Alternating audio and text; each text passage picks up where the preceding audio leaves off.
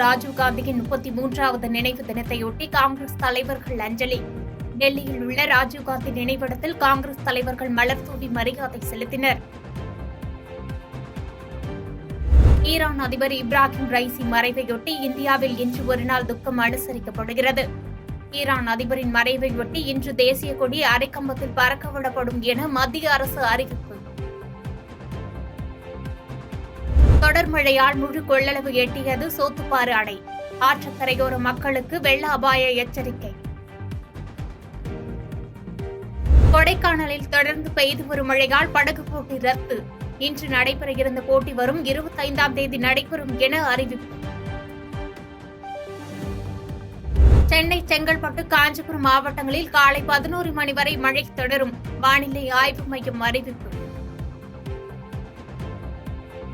அண்மையில் மறைந்த பீகார் முன்னாள் துணை முதலமைச்சர் சுஷில் மோடி குடும்பத்தாருக்கு பிரதமர் மோடி ஆறுதல்.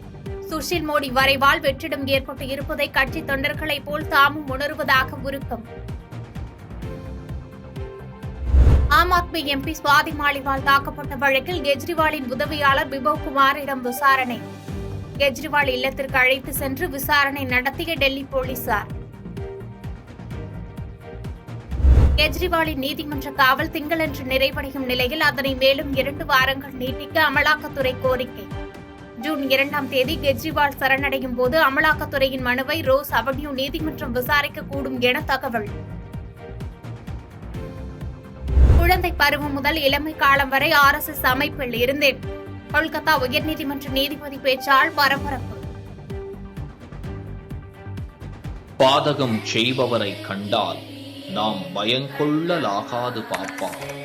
மோதி மிதித்து விடு பாப்பா, அவர் முகத்தில் உமிழ்ந்து விடு பாப்பா. அண்மை செய்திகளை உடனுக்குடன் தெரிந்து கொள்ள இணைந்திருங்கள் இயம்நாடு தொலைக்காட்சியுடன்.